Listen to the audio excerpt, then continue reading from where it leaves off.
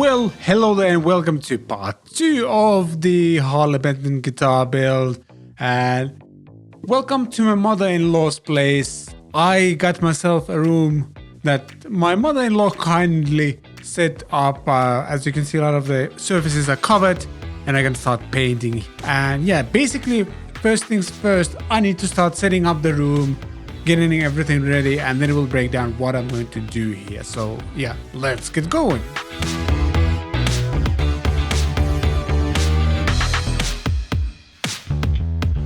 Alright, I've done like the initial setup here, and let me take you through what I've set up here and also what kind of stuff I got paint wise and so on.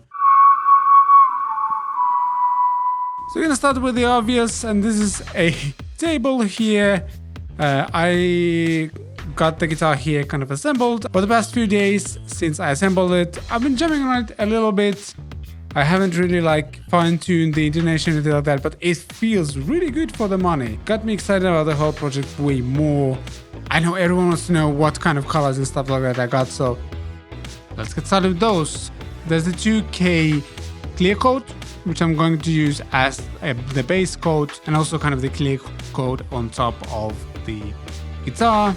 I wasn't able to find purple, as you saw in my design in the previous video. Instead of purple, I got myself neon pink, and then I got myself some black and some white, and all of these colors should work well together without any issues, and you'll see later how I'm going to use those. I got my triad orbit stand going on here, and as you can see, there's a nice little hook here that I'm going to use if my camera wants to focus on that. That is, there you go. I have different kinds of tapes. I have double-sided tape, I have masking tape, I have kind of, in Finnish it's called paint tape, I have that as well. I have very many grids of sandpaper, got tools, power tools, some stuff to polish the guitar as well. But what I have to do first is to take apart the whole guitar and get the body and neck ready for the next phases.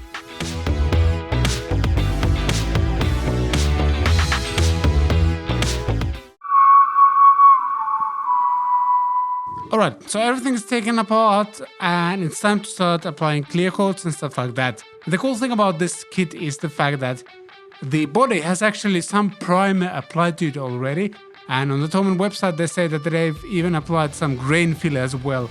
So this is almost paint ready, but I am feeling some rough spots here and there, and that will result in an uneven surface when first applying the primer and then the paint as well. So what I want to do with the body is to sand it a little bit more and mask off things I don't want to paint on, and mask off all of the cavities and stuff like that.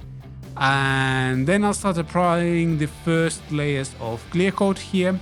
When it comes to the neck and the headstock, I am painting the top surface here on the headstock itself, and this seems to have a very even lacquer layer, and I'll mask everything here, and I'll actually try to apply some paint on this one, see how that black looks.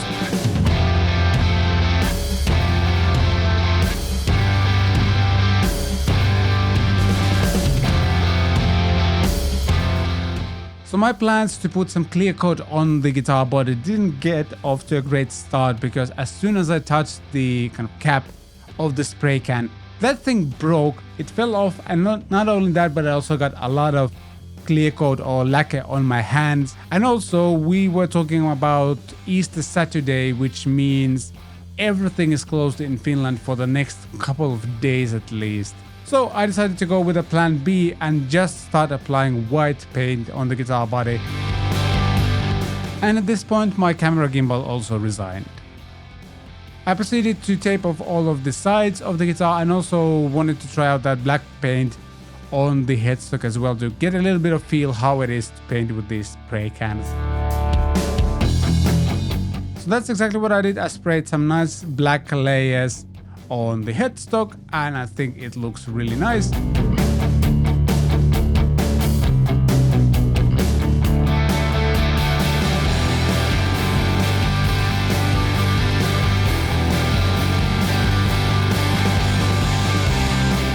And if you're asking why am I starting with white color, well, you'll see later in the process.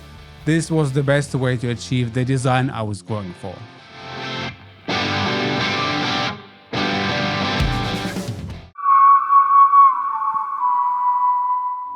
Alright, day 2 of the whole paint venture thing. First of all, this guitar body looks actually very decent. As you can tell, the paint isn't super even. I probably need to sand that part pretty well and then just start spraying more coat layers here and just try to get as even surface as possible. Then if we take a look at the headstock, that actually looks really good. It's kind of a little bit matte black right now. I'm gonna do light sanding on it as well, and then apply a second run of paint there. I'll start looking for the, is it called like water decal type of thing, so I can have my logo there. Something that you maybe also able to tell is that because of what happened yesterday, I forgot to tape off my microphone stand, and it has some white paint on it. So one of the first things I'm going to do is to fire up a podcast into my ears and then tape this off so I don't make my whole microphone stand white and later pink and so on.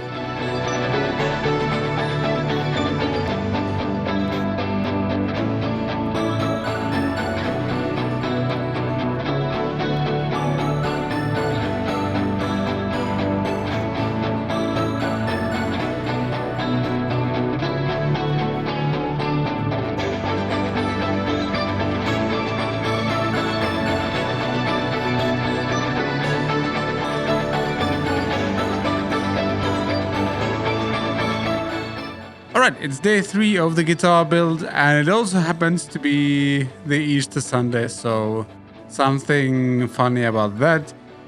Anyway, the top has now dried with the white paint stuff, and as you can see there's a little bit of kind of holes going on in the finish, but not too much.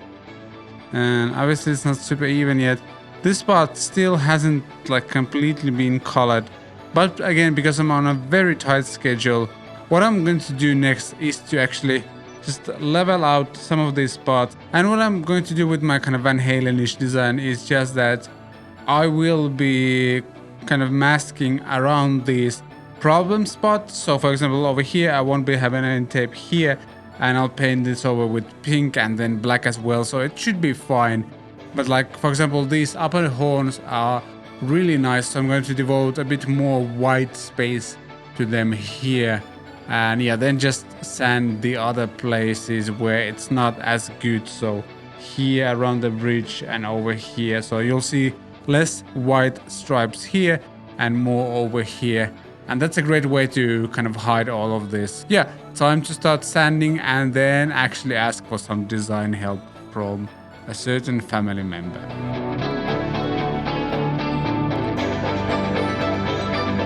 Sanding is definitely my least favorite part of building a guitar. The good thing is like over 50% of you building a guitar is just sanding, so yay!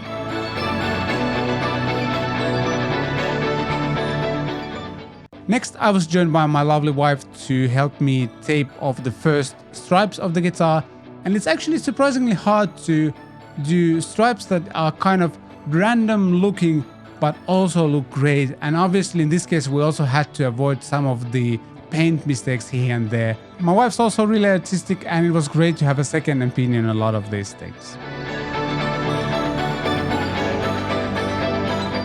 Next, I proceeded to tape the sides of the guitar body and also kind of put those masking tapes better in place, because one of them detaching during this painting process would be pretty catastrophic, I'd say.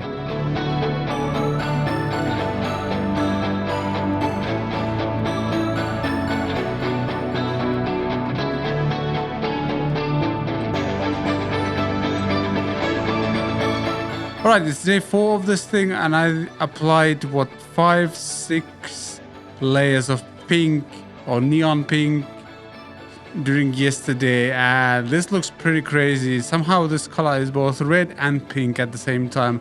Oh, I should mention that the pink mostly covered these problem spots as well, but not entirely. So this will have to be covered with black.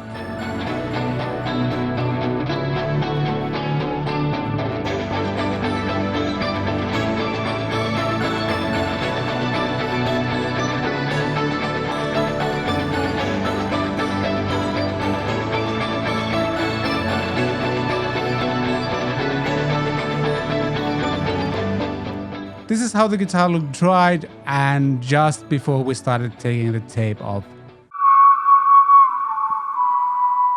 And now to the most exciting part, we'll be taking off all of the masking tape.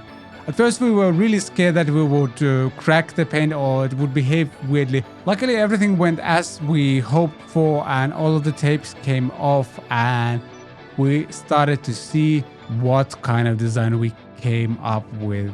This was super exciting.